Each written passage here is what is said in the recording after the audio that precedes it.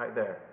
Um, as far as mass and weight, often people use these two terms interchangeably, and I guess it's fine to do that when we talk to each other on the street in our everyday language.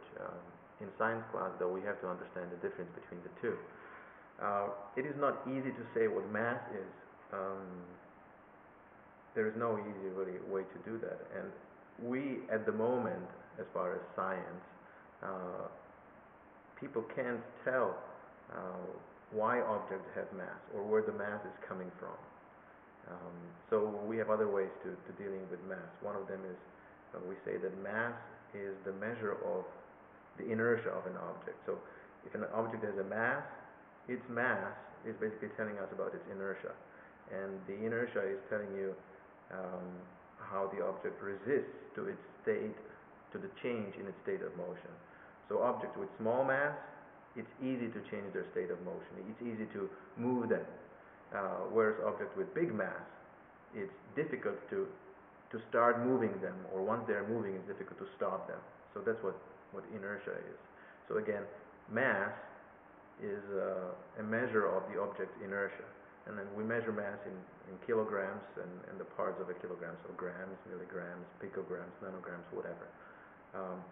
So look, here's a book.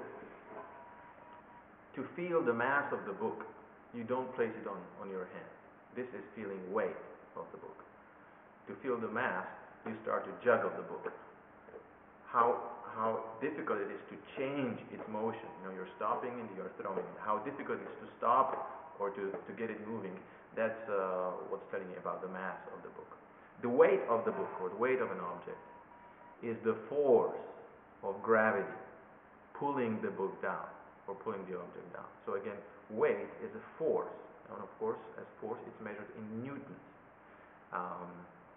To feel the weight of the book, you place it on your hand and you just feel how much the earth is pulling it down. So when you want to feel the weight of objects, you try to lift them. If they have a high weight, it's difficult to lift them. If they have a small weight, it's easy to lift them.